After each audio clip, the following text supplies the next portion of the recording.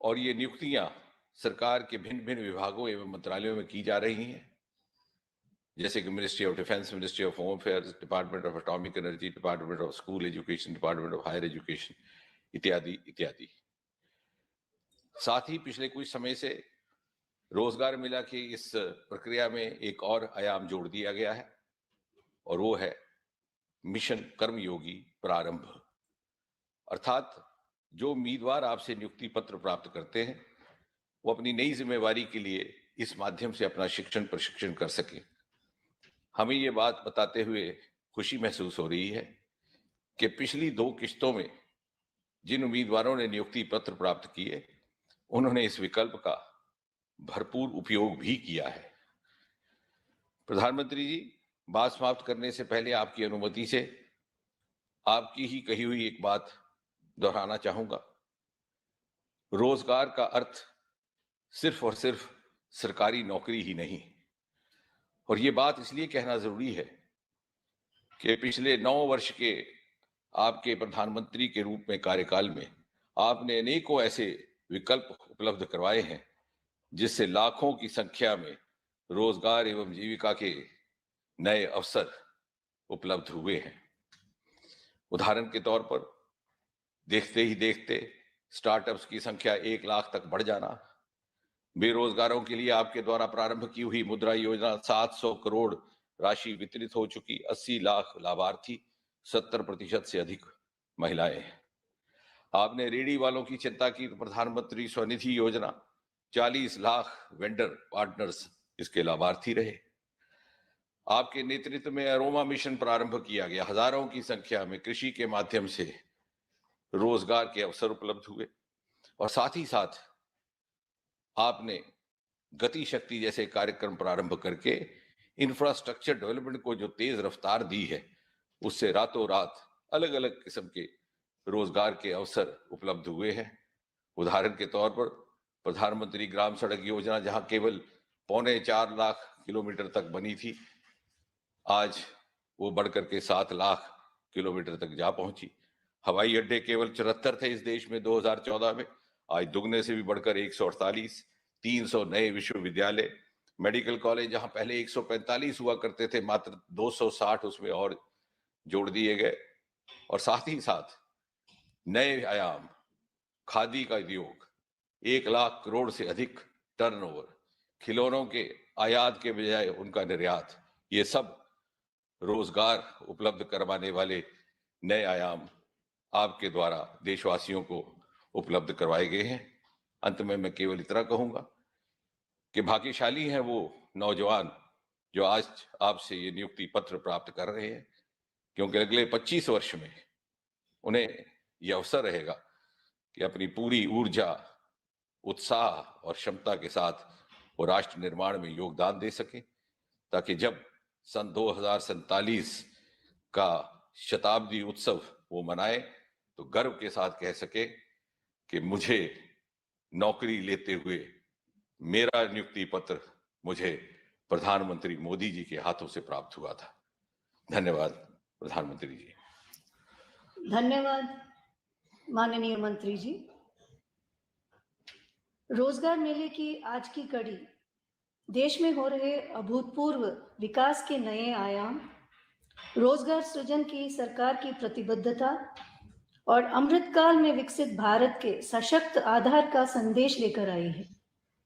इसी संदेश को सभी तक पहुंचाने के लिए प्रस्तुत है एक लघु फिल्म।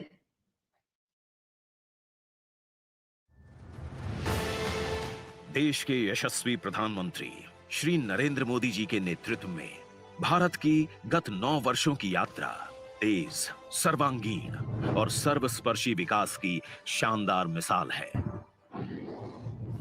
बीते 9 वर्षों में देश में अभूतपूर्व गति से इंफ्रास्ट्रक्चर का निर्माण हुआ है। गरीब कल्याण के लिए संकल्पबद्ध प्रयास हुए हैं।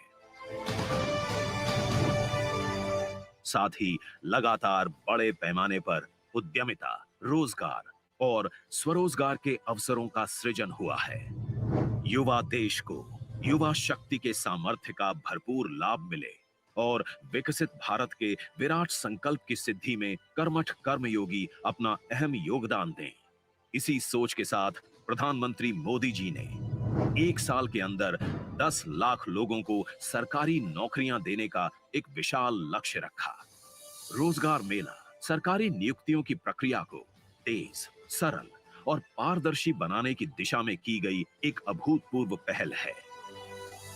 इस बार हमने तय किया कि इकट्ठे नियुक्ति पत्र देने की परंपरा भी शुरू की जाए, ताकि डिपार्टमेंट में भी टाइम बाउंड प्रक्रियाएं पूरा करने और निर्धारित लक्ष्य को जल्द से पार करने का एक सामूहिक स्वभाव बने, सामूहिक प्रयास हो।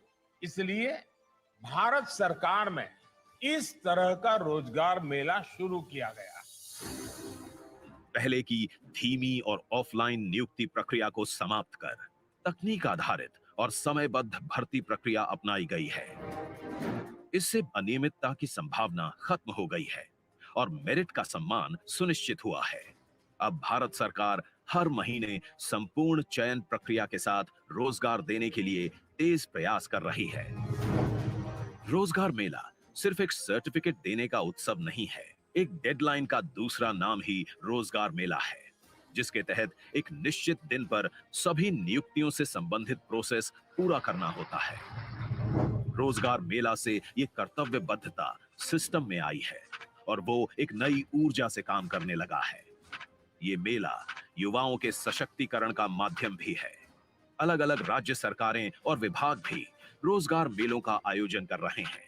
आज भारत सरकार के विभिन्न विभागों में एक साथ 71,000 से भी अधिक नवनियुक्तों को नियुक्ति पत्र मिल रहे हैं। सिस्टम से जुड़कर किस तरह से काम करना है, कार्यस्थल नैतिकता क्या होती है और मानव संस्थान नीतियां क्या हैं, नई भूमिका के उचित निर्वहन के लिए कर्मयोगियों को इन विषयों की समझ होना जरूरी है।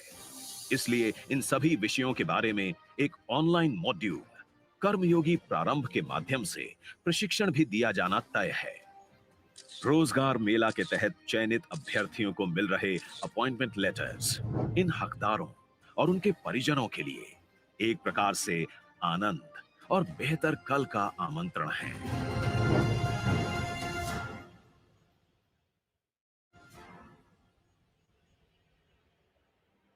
अब मैं आदरणीय प्रधानमंत्री जी से प्रार्थना करती हूं कि वे रिमोट का बटन दबाकर 71,000 से अधिक नियुक्ति पत्रों के इस राष्ट्रीय अभियान का शुभारंभ करें।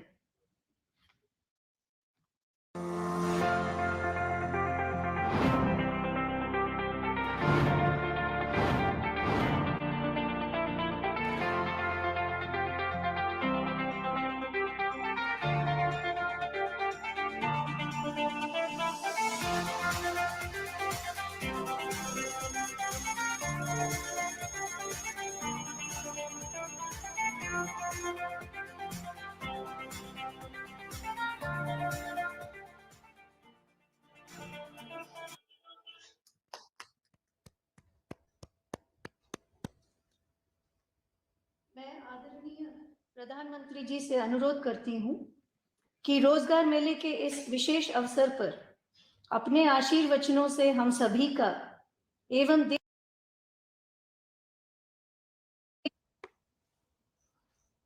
नमस्कार साथियों, आज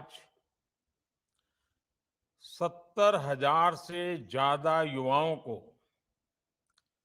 भारत सरकार के विभिन्न विभागों में सरकारी नौकरी का नियुक्ति पत्र मिल रहा है। आप सभी ने कड़ी मेहनत से ये सफलता हासिल की है। मैं आपको और आपके परिवार को बहुत बहुत बधाई और शुभकामनाएं देता हूं। कुछ ही दिन पहले गुजरात में भी ऐसा ही हजारों लोगों को रोजगार देने वाला रोजगार मेले का आयोजन हुआ था। इसी महीने असम में भी एक बड़े रोजगार मेले का आयोजन किया जा रहा है। भारत सरकार और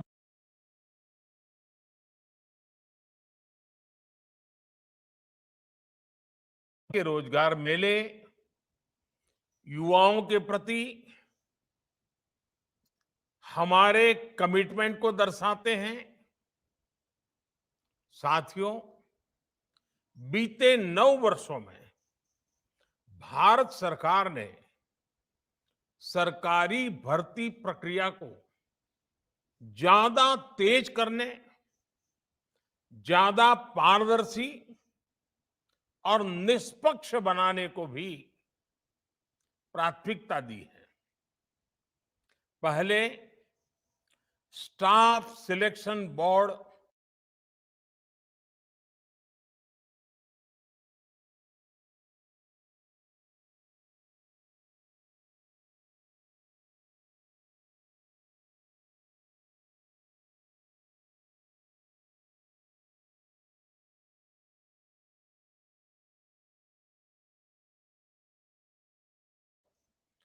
आवेदन करना ही बहुत मुश्किल होता था। एक एप्लीकेशन फॉर्म लेने के लिए घंटों लाइन में लगो रहो, डॉक्यूमेंट्स को अटैच करवाने के लिए गैजेटेड ऑफिसर्स को खोजो, फिर एप्लीकेशन को डाक द्वारा भेजा जाता था और इसमें यह भी पता नहीं चलता था कि वो एप्लीकेशन समय पर पहुंची या नहीं पहुंची, जहां पहुंचना था वहां पहुंची कि नहीं पहुंची। आज आवेदन करने से लेकर नतीजे आने तक की पूरी प्रक्रिया ऑनलाइन हो गई है।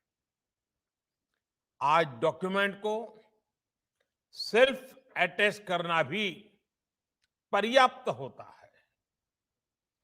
ग्रुप सी और ग्रुप डी के पदों पर भर्ती के लिए इंटरव्यू भी खत्म हो गए हैं।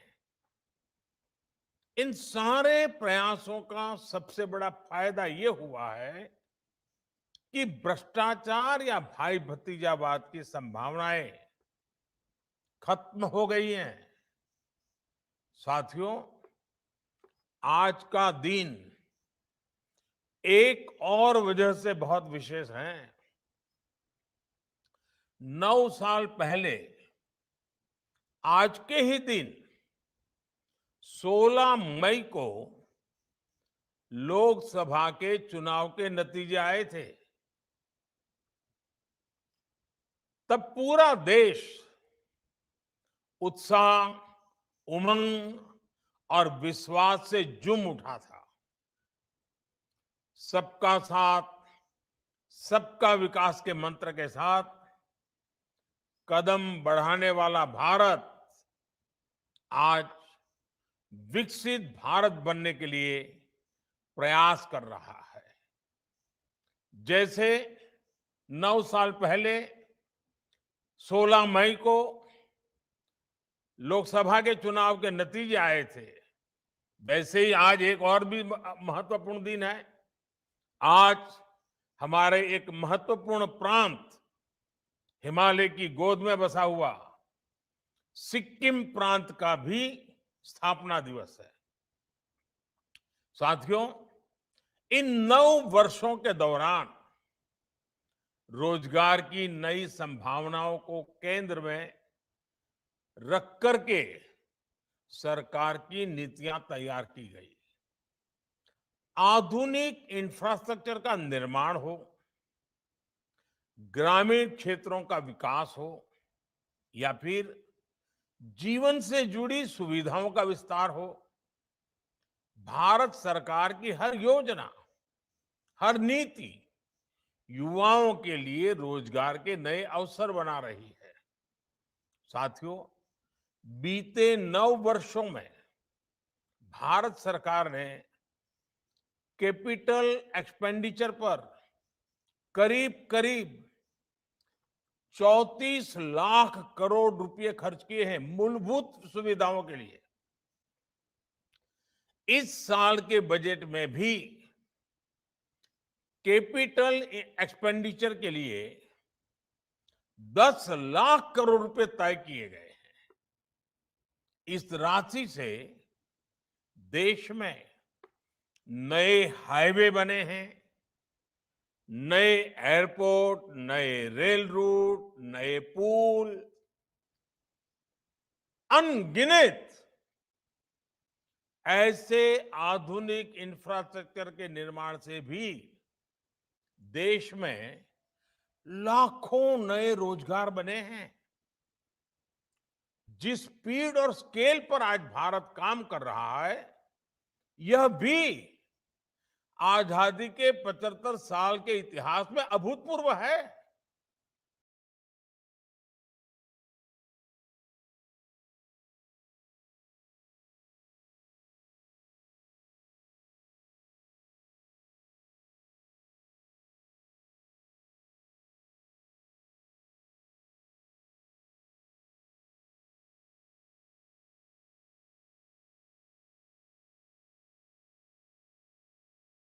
रेल लाइन का इलेक्ट्रिफिकेशन हुआ है, यानी डबल। 2014 से पहले हमारे देश में हर महीने सिर्फ 600 मीटर नई मेट्रो लाइन बिछाई जा रही थी। आज भारत में हर महीने 6 किलोमीटर, उस समय हिसाब मीटर का था, आज हिसाब किलोमीटर का है। 6 किलोमीटर नई मेट्रो लाइन का काम पूरा हो रहा है। 2014 से पहले देश में 4 लाख किलोमीटर से भी कम ग्रामीण सड़कें थी। आज देश में 7.25 लाख किलोमीटर से भी ज्यादा ग्रामीण सड़कें हैं, ये भी करीब करीब डबल। 2014 से पहले देश में सिर्फ 74 एयरपोर्ट थे। आज देश में एयरपोर्ट की संख्या भी बढ़कर 150 के आसपास पहुंच रही है, ये भी डबल। बीते 9 वर्षों में देश में गरीबों के लिए जो 4 करोड़ पक्के घर बनाए गए हैं, उन्होंने भी रोजगार के अनेक नए अवसर बनाए हैं। गांव गांव में खुले 5 लाख कॉमन सर्विस सेंटर आज रोजगार का बड़ा माध्यम बने हैं। युवाओं को विलेज लेवल एंटरप्रेन्योर्स बना रहे हैं। गांवों में 30,000 से ज्यादा पंचायत भवन बने हैं, या फिर 9 करोड़ घरों को पानी के कनेक्शन से जोड़ना। ये सभी अभियान बड़े पैमाने पर रोजगार पैदा कर रहे हैं। देश में आ रहा विदेशी निवेश हो या फिर भारत से रिकॉर्ड एक्सपोर्ट, ये देश के कोने कोने में रोजगार। साथियों, बीते 9 वर्षों में नेचर ऑफ जॉब में भी बहुत तेजी से बदलाव आया है। बदलती हुई इन परिस्थितियों में युवाओं के लिए नए सेक्टर्स उभर कर आए हैं। केंद्र सरकार इन नए सेक्टर्स को भी निरंतर सपोर्ट कर रही है। इन 9 वर्षों में देश ने स्टार्टअप कल्चर की नई क्रांति देखी है। 2014 में देश में जहां कुछ 100 स्टार्टअप थे, वहीं इनकी संख्या आज 1 लाख स्टार्टअप तक पहुंच रही है। और अनुमान ये है इन स्टार्टअप्स ने कम से कम 10 लाख युवाओं को रोजगार दिया है। साथियों, इन 9 वर्षों में देश ने कैब एग्रीगेटर्स यानी ऐप के जरिए टैक्सी को भारतीय शहरों की नई लाइफलाइन बनते देखा है। इन 9 वर्षों में ऑनलाइन डिलीवरी का एक ऐसा नया सिस्टम तैयार हुआ है जिसने लाखों युवाओं को रोजगार दिए हैं। इन 9 वर्षों में ड्रोन सेक्टर में नया उछाल आया है। फर्टिलाइजर के छिड़काव से लेकर दवाइयों की सप्लाई तक में ड्रोन का इस्तेमाल बढ़ रहा है। इन 9 वर्षों में सिटी गैस डिस्ट्रीब्यूशन सिस्टम 60 शहरों से आगे बढ़कर 600 से भी ज्यादा शहरों में पहुंच गया है।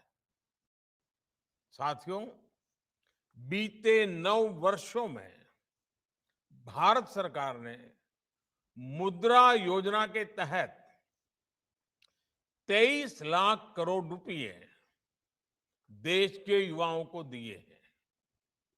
इस राशि से किसी ने अपना नया व्यापार कारोबार शुरू किया है, किसी ने टैक्सी खरीदी है, किसी ने अपनी दुकान का विस्तार किया है और इनकी संख्या लाखों में नहीं, मैं गर्व से कहता हूं ये संख्या आज करोड़ों में है। करीब करीब 8 से 9 करोड़ लोग ऐसे हैं जिन्होंने मुद्रा योजना की मदद से पहली बार अपना स्वतंत्र काम शुरू किया है। आज जो आत्मनिर्भर भारत अभियान चल रहा है उसका भी आधार देश में मैन्युफैक्चरिंग के माध्यम से रोजगार का निर्माण करना है।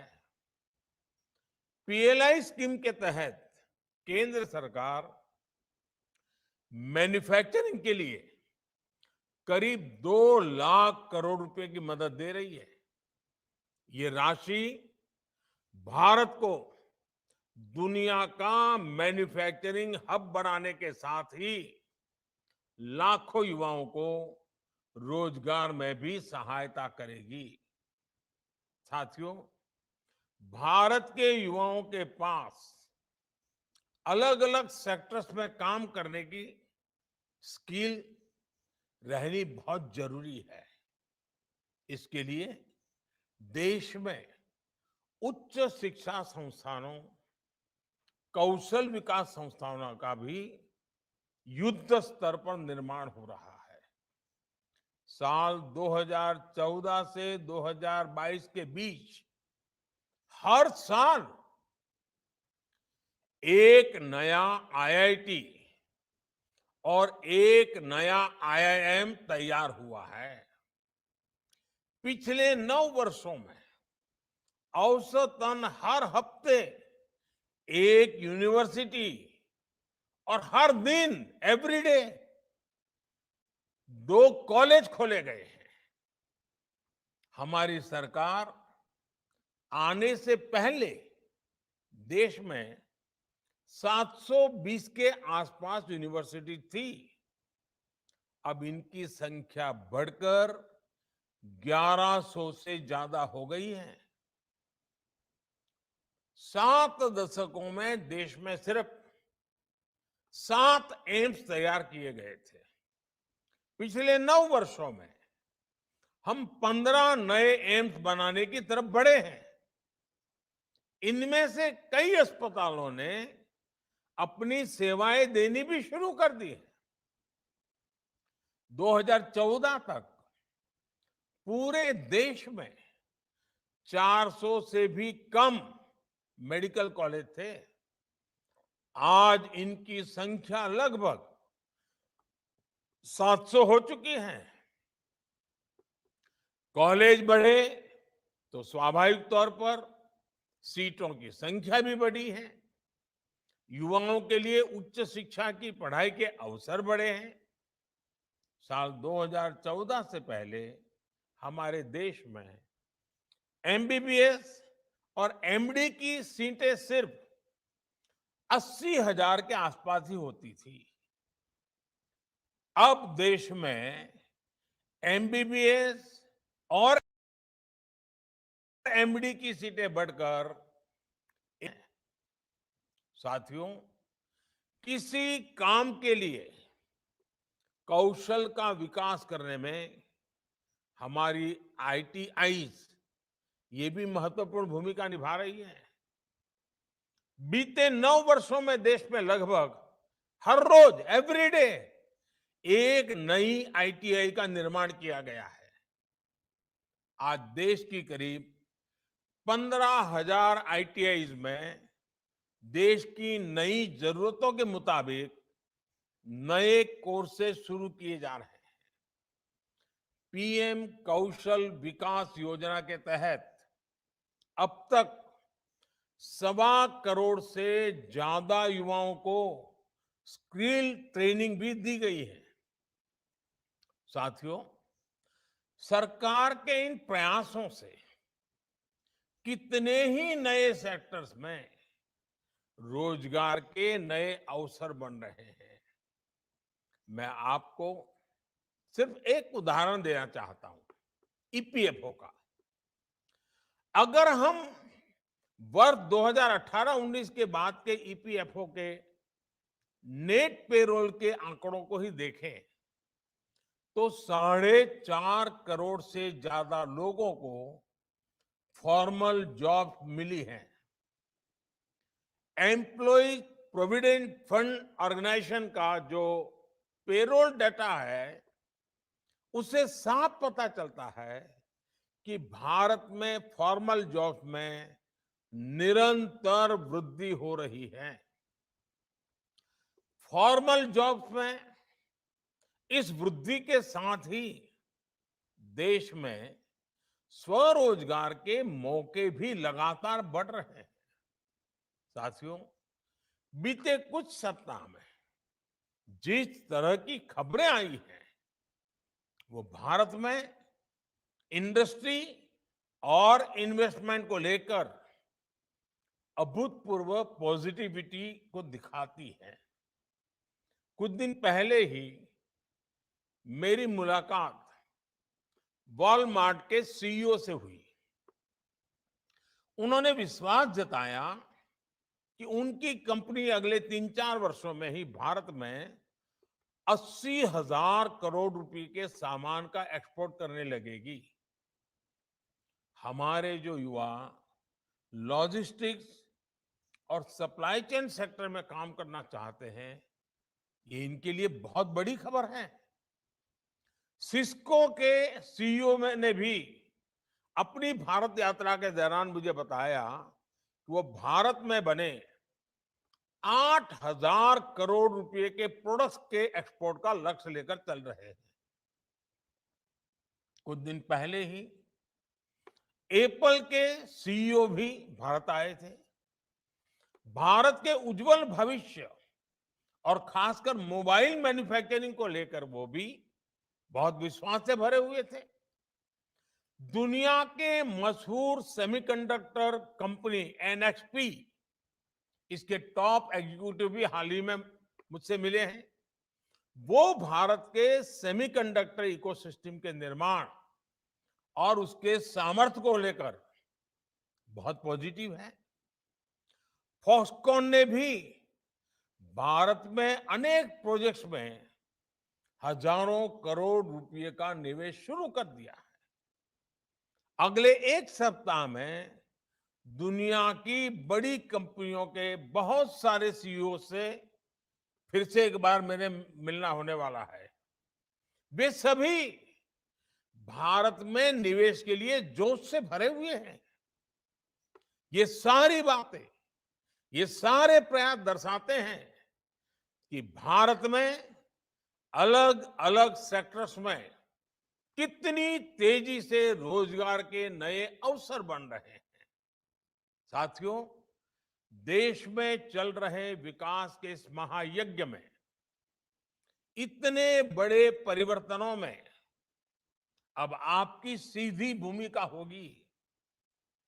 अगले 25 वर्षों में आपको अपने दायित्वों को पूरा करने के साथ साथ विकसित भारत के संकल्पों को भी साकार करना है। मेरा आप सबसे आग्रह है कि इस अवसर का भरपूर उपयोग करें। आज से आपके जीवन में सीखने का भी एक नया दौर शुरू हो रहा है। सरकार का बहुत जोर अपने कर्मचारियों के नए स्किल डेवलपमेंट पर भी है। इसी को ध्यान में रखते हुए online learning platform I got Karmayogi शुरू किया गया है। इस प्लेटफॉर्म पर कई तरह के कोर्सेज उपलब्ध हैं। आप उनका पूरा उपयोग करें। आपकी क्षमता जितनी बढ़ेगी, इतना अपने कार्य पर सकारात्मक प्रभाव पड़ेगा और क्षमतावान लोगों के कारण कार्य पर जो सकारात्मक प्रभाव होता है, उसका प्रभाव देश की सभी गतिविधियों में सकारात्मकता को गति देता है। आज इस महत्वपूर्ण अवसर पर आपके जीवन के एक बहुत महत्वपूर्ण पड़ाव पर मैं एक बार फिर आपको तो बधाई देता ही देता हूं, आपकी नई यात्रा के लिए शुभकामनाएं देता हूं। साथ साथ आपके परिजनों को भी, आपके परिवारजनों को भी, क्योंकि उन्होंने भी आपको बड़ी आशा, अपेक्षा और उमंग के साथ जीवन में आगे बढ़ने के लिए बहुत कुछ दिया है। आज उनको भी मैं अनेक अनेक शुभकामनाएं देता हूं। आपके उज्जवल भविष्य के लिए प्रार्थना करते हुए फिर एक बार बहुत बहुत धन्यवाद।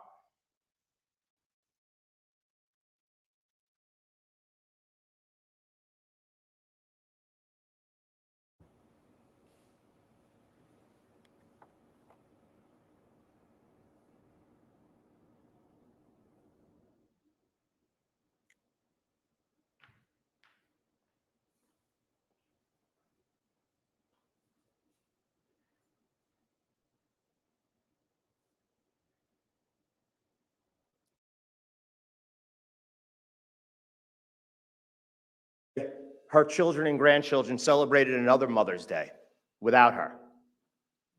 It wasn't about how she died, it was about how she lived. I think about Stephen McDonald.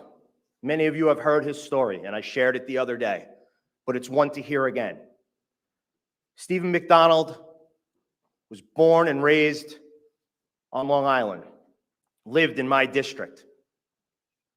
And he was a young cop in Central Park, shot in the head at point-blank range by young thugs. He survived and spent his life promoting peace and promoting forgiveness. And years back, after a long fight and battle, he returned home, eventually losing his life from the gunshot wounds that day. But it wasn't about how he died, it was about how he lived. So, ladies and gentlemen, as we talk about Police Week, yes, we should back the blue. Yes, every member of the United States House of Representatives should be supporting the bills that are on the floor this week. But we know they won't, because some of them are cowards, and they don't want to stand up and say that they support the police. They want to defund law enforcement. They want to see drugs and violence reign our streets. But that's not the country that we believe in. That's not the country that so many people gave their lives for. And that's why we, as a conference, are going to keep fighting. So use this week, Police Week, to remember those who have made the ultimate sacrifice and think about that inscription on the wall. It's not how they died that made them heroes, it's how they lived. The New York City Police Department has a motto: fidelis ad mortem, faithful unto death. Every member of law enforcement on that memorial that many of us will visit this week, they remained fidelis ad mortem. I'd now like to turn it over to Representative Mike Ezell.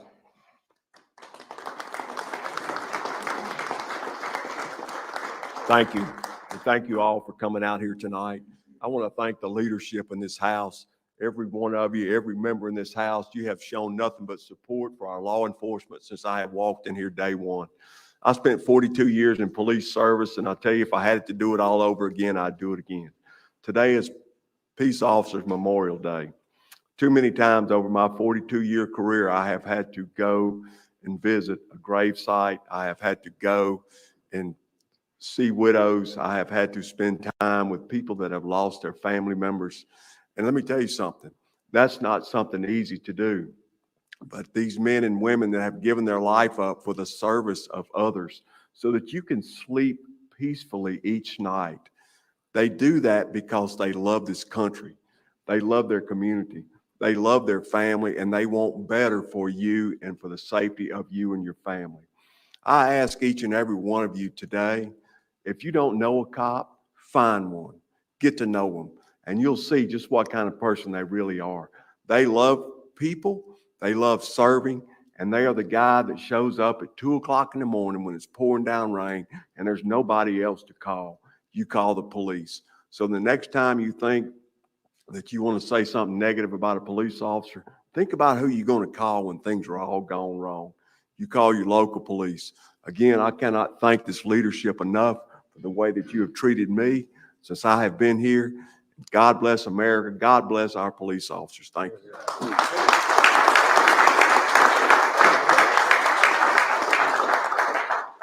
I feel very honored to serve in a group that a number have served. Pete Stauber, he didn't tell you, he was wounded in his line of work. It wasn't a small shot. He got shot in the head, went back to do the job. D'Esposito, passion from the heart. He didn't show you the ring that he wears, but he never forgets the detective has never left his life. When we were at the memorial, we laid a wreath, and he talked the stories just what he talked here.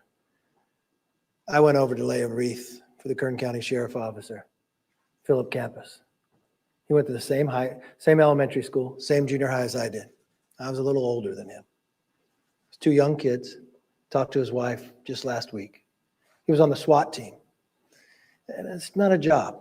When I sat with the SWAT team, they went to a call, domestic dispute, father killing his family. He didn't wait around till it was safe for him to get out. He got out, saved a few family members, but gave his life doing it. His wife said, "Thank you for never forgetting." And that's really, we had a change in election. I hope you feel the change in Congress. That's what this is about.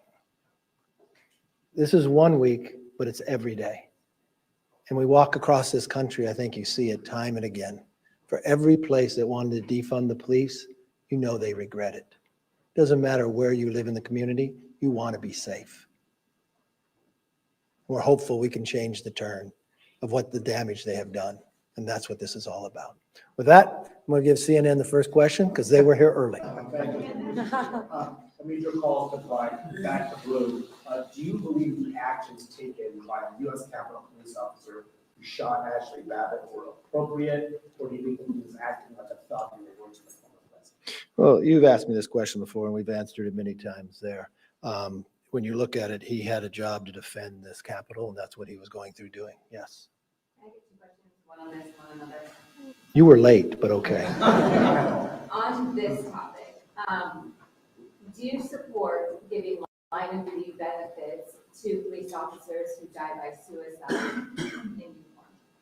Well, most police officers are not federal police officers. They're in working for the city and the counties, and they usually make that decision. But we see the job time and again, especially when people are out there saying defunding the police, the suicide that is happening and rampant throughout.